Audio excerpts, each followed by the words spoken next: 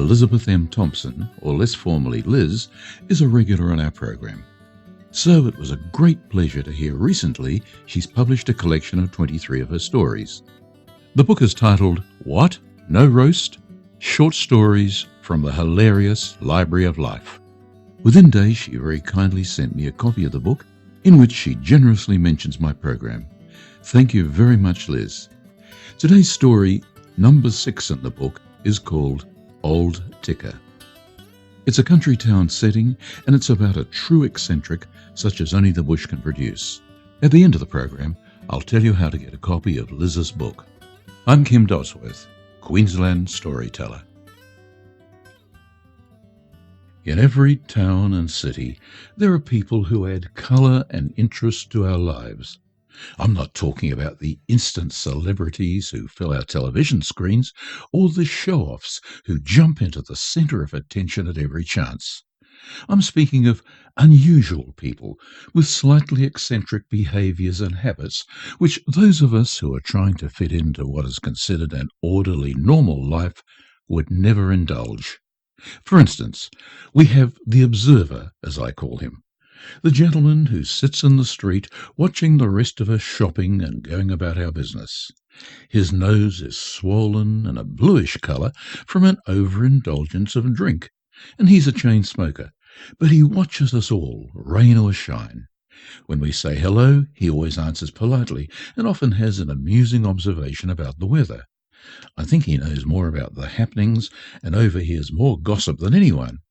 He seems to want for nothing more but his quiet life, the company of the townsfolk, and his little dog.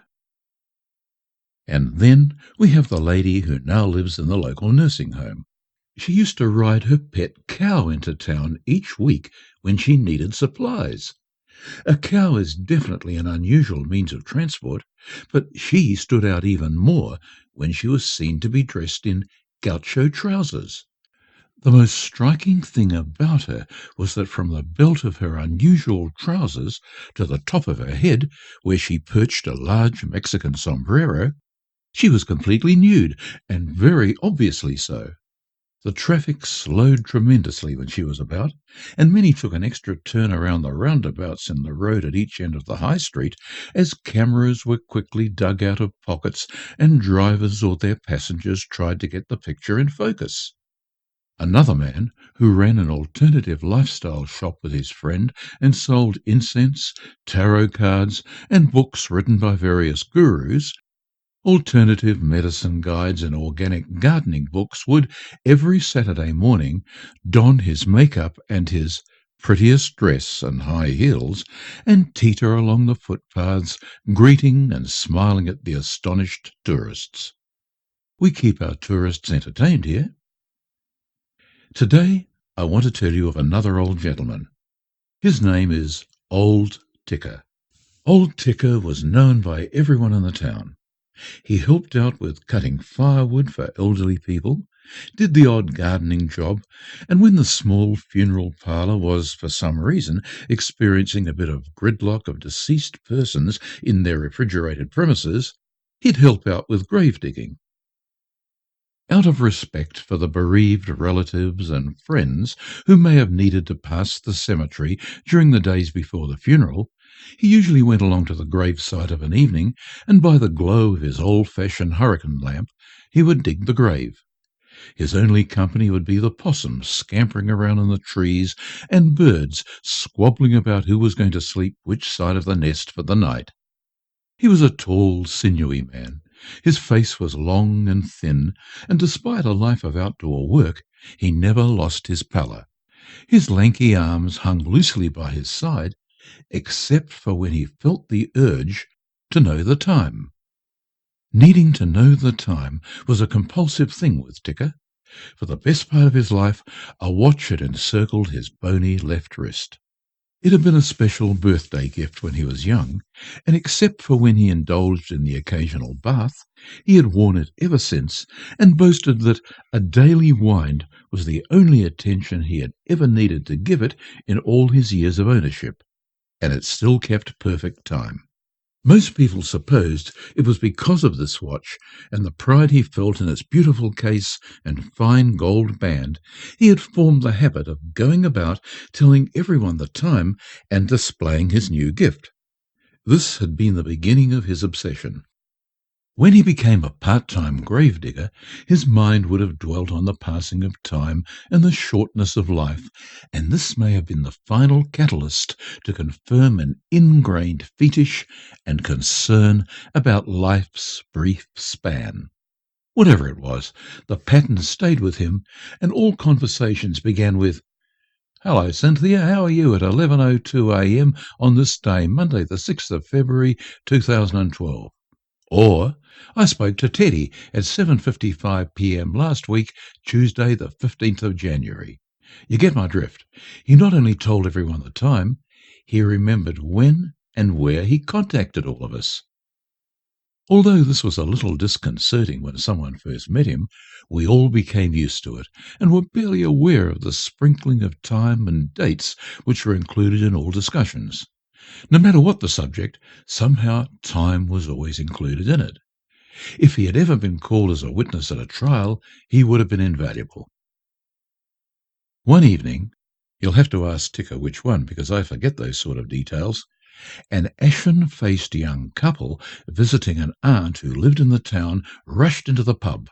They were breathless, and the young woman was shaking so violently, someone, thinking she was about to faint, pushed a chair under her sagging knees as her body began to sink rapidly toward the floor.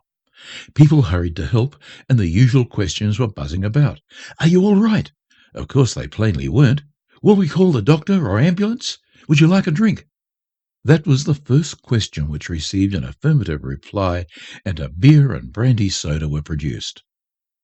After a few gulps, the young man, staring wildly at the inquisitive faces about him, announced, "We've seen a ghost. I never thought I'd say that because I don't believe in them, or didn't, but now I do." The look on his face defied anyone to disagree. We don't get much crime in this place, and we didn't think they looked as if they'd been taking any drugs or drinking before they'd come into the pub.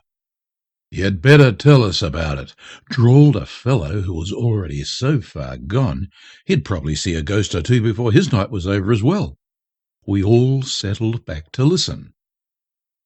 "We were walking on the bike track beside the river," the young man began, "and because Ellie was a bit upset we were running late, and her aunt, her mum's sister, would be angry with us for being later home than we said we would be, we decided to walk up along the path that passes the cemetery. It was getting dark and colder too, and the wind was whistling around the old graves. As we passed by the cemetery, Ellie mentioned her grandfather was buried there. As the lad spoke, Ellie's head was nodding in agreement, and she kept biting her lower lip, reliving the scene in her mind once more. I asked her," he continued, "when that was, and she said she didn't know. Well," and here his hand began shaking violently again, "Ellie asked me the time, and from the cemetery there came this croaking sort of voice. I looked across the grass, and a tall, thin ghost, surrounded by a weird sort of glow, rose from out of a grave and said—" Here he stood, demonstrating the ghost's actions, and held his shaking hand up above his head.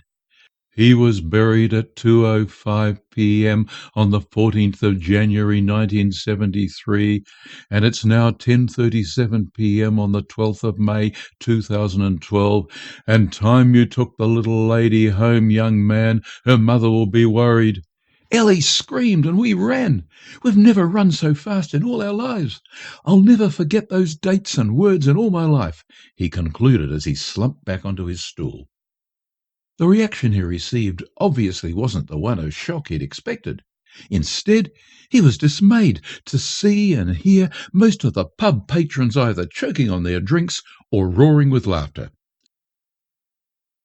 The following day, Ticker walked the streets, stopping to speak with everyone he knew and asking them why, when he had been digging a grave the previous evening, 10:07 p.m. for old Mrs. Miller, who had died at 9:22 a.m. last Wednesday, the 6th of May 2012, a young couple, after speaking to him, ran screaming from the park. Nobody could bring themselves to tell Ticker why. And that was old Ticker, Today's story, written by Liz Thompson. Now, that story and many, many others are contained in her new short story collection titled What? No Roast? Short Stories from the Hilarious Library of Life by Elizabeth M. Thompson. Her book, and I urge you to buy it, is available from Amazon.com and it can be downloaded from Kindle as an ebook. For more information, you can look at her website, which is www.elizabethmthompson.net. And Thompson is spelt Thompson. ElizabethMThompson.net. I hope you'll join me again this time next week for another short story of quality. I'm Kim Dodsworth.